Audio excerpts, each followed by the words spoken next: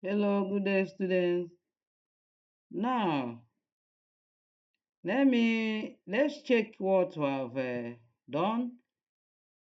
Having deleted all that is copied from AI, remaining your work that you arranged by yourself, as I have shown in the previous lecture, you have to go to I've shown you how to check it in how to check using Quiboot AI detector. I think I've shown that before. Go to your browser, open the quiboot.com, click on the AI detector and check it. Check it by yourself.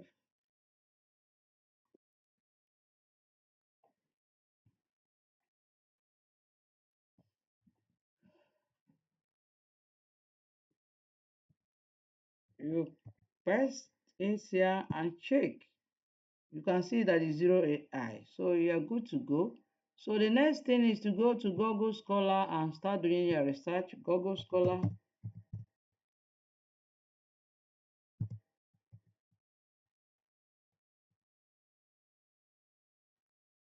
You use Google Scholar and start doing your research.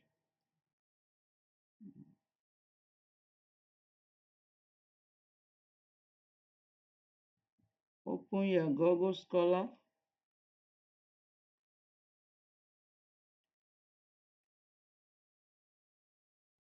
and start building your content.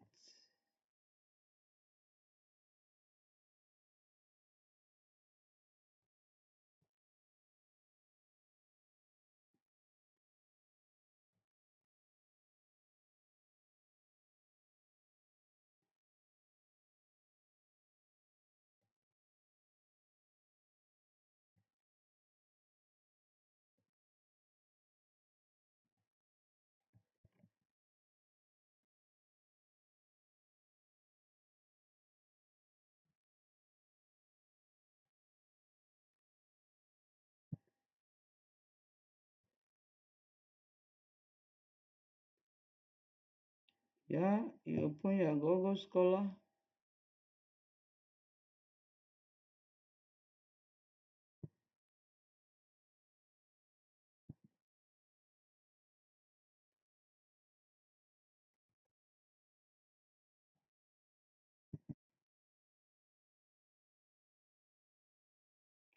Okay, let's type comparative study of whatever you want to search. You type it here and see whether somebody has done something on it. You can see this work on Java, Python, JavaScript, a comparison. Comparative study of Java and Python. Comparative study of Python web framework, Flask and Django. So you look at this, you discover that many people have done a lot of work. You can just search the recent. If you want to search within the range of 20, a particular year, let's say 2020 to 2025, we can make a search and get the recent work that have been done within this year. So you can you can see a lot of research people have done. In this place, you see a kind of um, um, evaluating Python, C++, JavaScript. So you can choose to write your introduction last because you must have done some research within to enable you know what you're going to actually talk about. You can just talk the general background of your work, talk about the Python, talk about JavaScript. You might decide to search simply maybe overview of Python and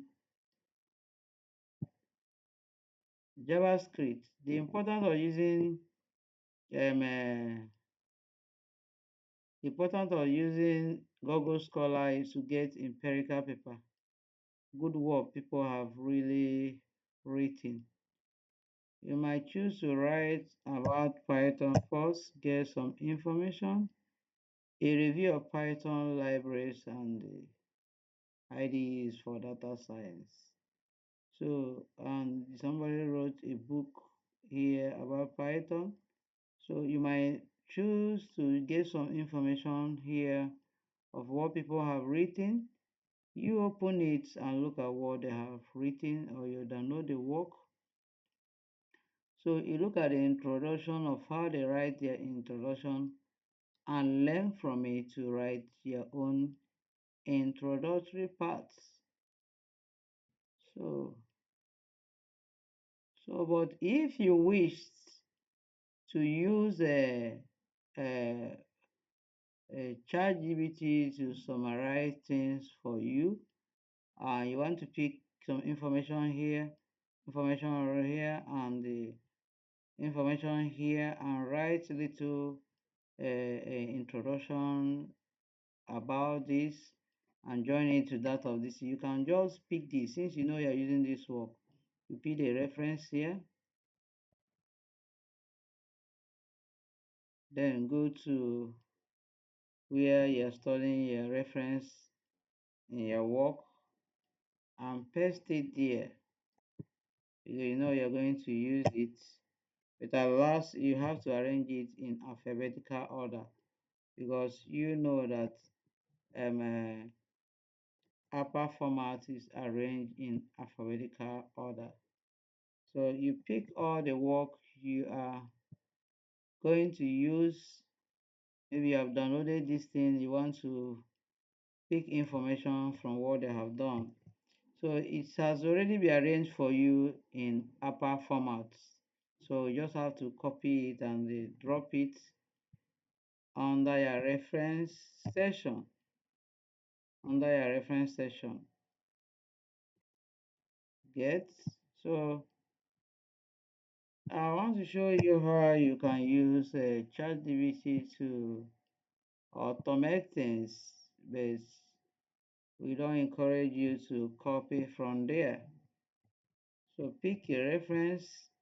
So let's say these two references, these three references are what we are going to use for your work to write a little introduction to Python. Write a little introduction to Python. So what do you need to do or ask ChatGPT to do for you? A review of Python library and IDEs for data science. We want to use it as part of what we're using for our introduction. We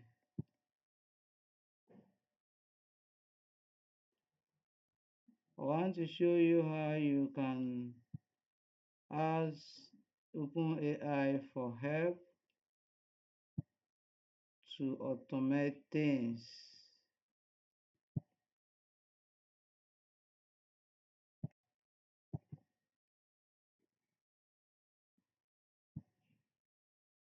Okay, you may wish to download the entire paper. When you click here, the entire paper will be downloaded. So you go through the sections of the work and pick the idea you need for your work. Summarize it. Learn to write with paper. Write on paper and then type your work. That is research. Learn some things from here. Pick the aspect you want to use to write your introduction. Write it down and then type, because if you still copy, the similarity of plagiarism checker will also check it against plagiarism. So if you still open this, all the ones that have PDF by the side is downloadable. But these ones, you can get it from the place where the journal where they publish this, or the site where they publish it. Having picked the references, you have to open it and pick it. So you have to learn how to do in-text referencing. How do you reference the work within the contents of the book? I was trying to open this so that I show you how they do in-text referencing. So that when you write your introduction, every point you write, you must reference it. I can use Google to give you example of in-text referencing. Example of in-text citation.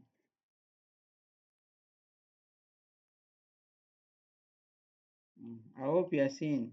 An example of an in-text citation upper style would be, according to recent studies, climate change is a significant threat to biodiversity.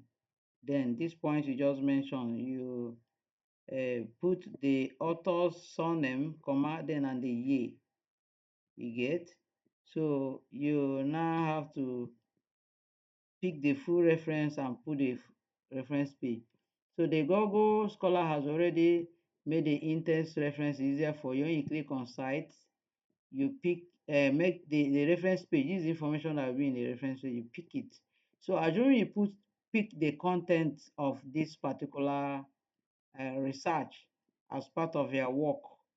All you need to do in your in-text referencing is to write this. You have one, two, three authors. So since there are three authors, you put all of them down, submit uh, this author's surname, this author's surname, this author's surname, this author's name, comma, this author's name, comma, then this one, comma, then you now write 2021. You truncate the initials or the initials and truncate this particular bracket, then put it just as the Google has shown you a example here. So, but what they are going to put in the content is what you pick. So within your introduction, you can have like 5 information that you want to use to write the introduction. You might have like 5 different paragraphs or at least 5 paragraphs within your introduction. Then you now, each of those paragraphs must be reference in-text, and where you pick the information that you use should be referenced properly. So to arrange it, this is the way upper format is arranged. The surname, initials, then you now have the year in parentheses, the title of the work, the journal where it is published, the page, and this the journal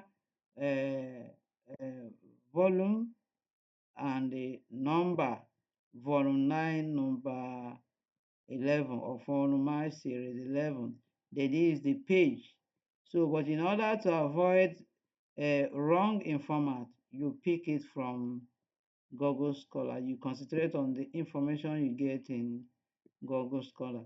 But before you can pick any reference in Google Scholar to put in your reference page, you must make sure that the work is explored.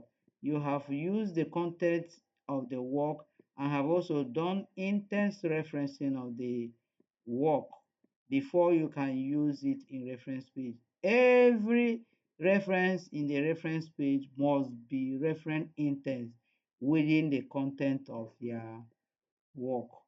So this is how you do normal research. Read what other people have done, pick the information you need to pick, and also document it in your own words and reference the author. Because if you don't reference properly, it is assumed you plagiarize, and it's a big offense. Because if the owner of the work catches you, you are going to pay a lot in a law court. So you do not fall into the law against copyright. So anything you want to search, you type the keyword there, the Google Scholar will display. If it's information from 2021, you get it 2024, you pick it depending on how recent you were. So you 2025, they see that in 2025, many people have started writing. What have you written that you have put in an internet for others to read? That is what you are learning now. People have written a lot of things. So if you have a certain year, like this year research, I will suggest that you pick only information within the last 5 years. That's why I say 2020 to 2025. You do your referencing, unless you're not seeing much information, you can go like 6 years back or 7 years back. Be limited within the 5 years. So you have to start now to learn how to research, because researchers are great people. When you learn how to research, you will be able to avoid hearsay. You will be able to avoid propaganda. You will be able to avoid say. You will be able to avoid forwarding and reforwarding in social media. You should be able to know how to search information and get it from the right source. And you will be a great international scholar. Start your day now in research and be a great scholar and researcher in the future. Thanks for listening.